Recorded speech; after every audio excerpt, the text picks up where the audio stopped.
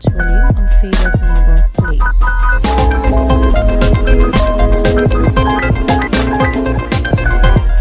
On African news, African youth urge to leverage African continental free trade area to access markets, economic opportunities.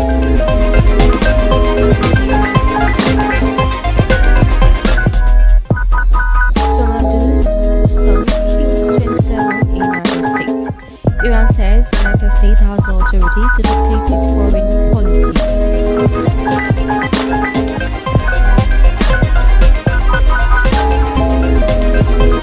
And on business news, Nigeria government desires to increase investment in the oil and gas sector.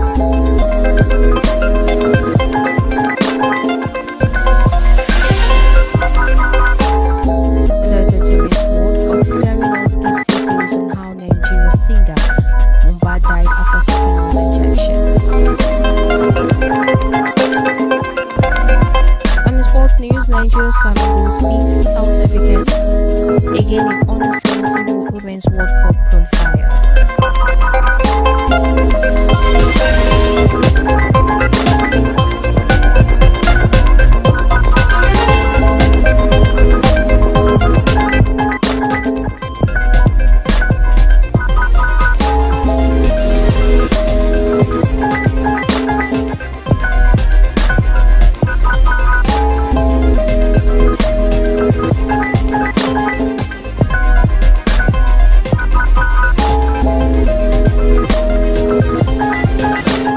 You're welcome back.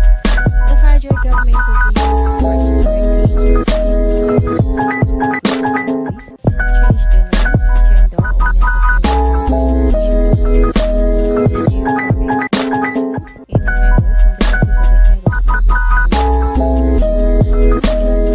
memo from the office of the head of civil agencies.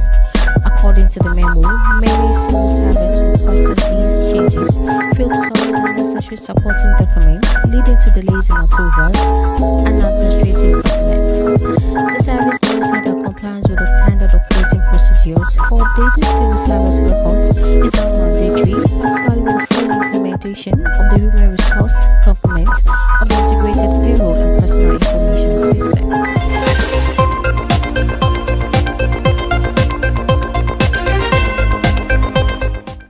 The Whole Progressive Congress has commended former President Muhammadu Buhari for reaffirming his commitment to the ruling party, describing his stance as a demonstration of integrity and party loyalty. In a statement released by the party's National Publicity Secretary, Felix Moka, the party applauded the former president for swiftly disassociating himself from individuals attempting to link him with non-plus political choices. The statement urged party members to emulate Buhari's example by demonstrating dedication to the APC.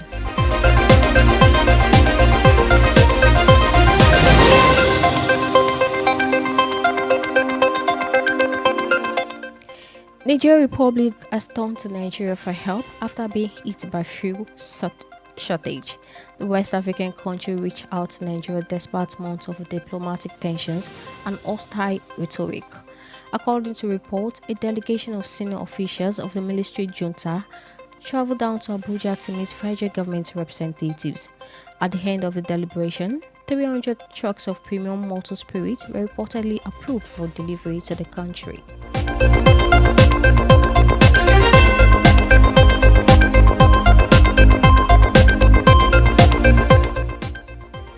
The Federal Road Safety Corps has stated that it is currently studying the court ruling on faded vehicle number plates. On January 17, 2025, a federal high court in Lagos State issued an order restraining the FRSA from arresting or imposing fines on drivers with faded number plates. The court considered several questions related to the responsibility of the FRSA for the fading of number plates and whether it could penalize drivers for using plates that deteriorate due to poor quality production. In response to the ruling, the FRSA spokesperson Olusegun Ogunbemide, who explained that faded number plates result from normal wear and tear rather than poor manufacturing, assured that the court was carefully reviewing the court's decision and will fully comply with the judgment.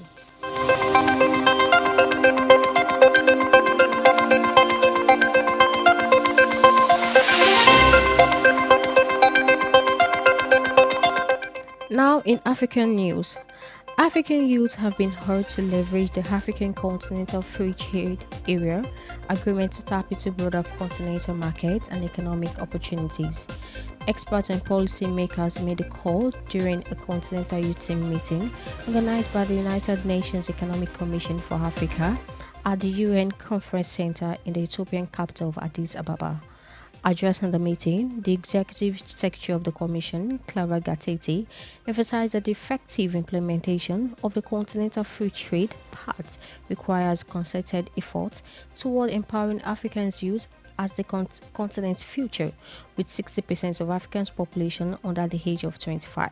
Speaking further, the Commission chief will emphasize that in the face of a rapidly changing world, the African continent needs to urgently address socio-economic development, also stress the need to meaningfully engage the youth in key decision-making and development initiatives as a sustainable approach to addressing the challenges.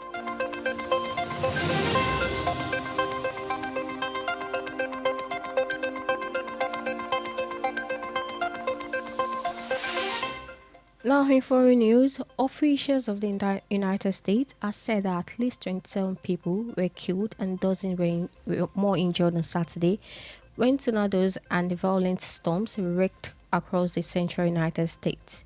According to the local police, 8 people died in Kansas in a crash involving more than 50 vehicles caused by low visibility during a severe dust storm.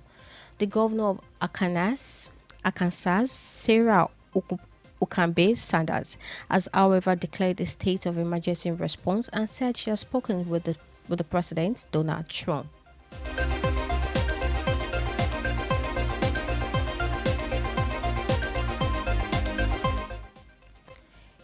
Iran's Foreign Minister Abbas Araghchi said that Washington had no authority to dictate its foreign policy after U.S. President Donald Trump urged Tehran to end support for Yemen's Houthi forces.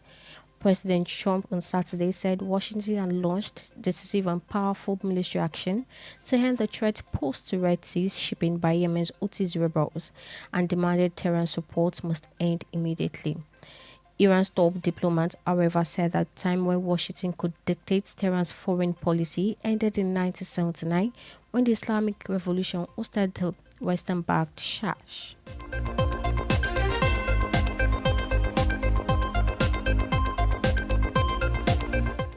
And in the business news, the Minister of State for Petroleum Resources, Enikin Lukobiri, has reiterated the federal government's resolve to boost investment in the oil and gas sector. The minister gave the assurance as he told the Total Energies offshore fleet of Ofo and Egina as part of a one-day familiarization visit. In his remarks at the end of the tour, the minister commended the company for being a shining example of what the federal government expects from international oil companies. He, however, noted that the government is not unmindful of the problems of international oil companies.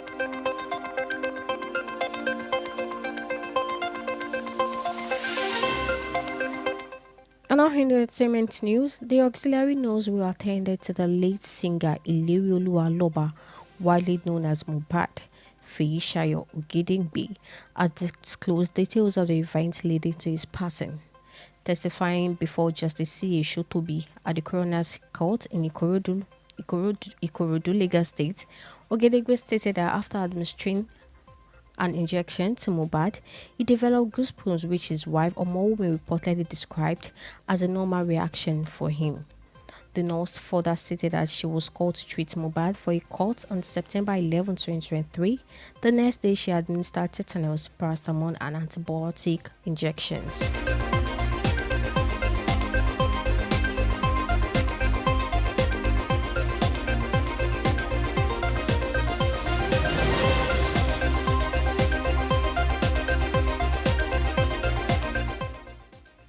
And finally, on the world news at noon today, Nigeria's under-17 women's national players, the Flamingos, have advanced to the final qualifying round for the 2025 FIFA Under-17 Women's World Cup.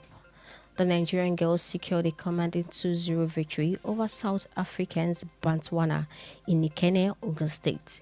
The win sealed a 5-1 aggregate triumph for the Nigerian side, following their 3-1 away victory in Pretoria last weekend.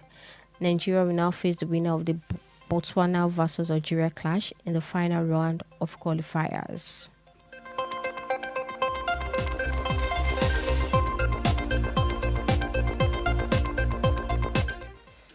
And that's about it on the World News Afternoon today on Honor 103.5 FM.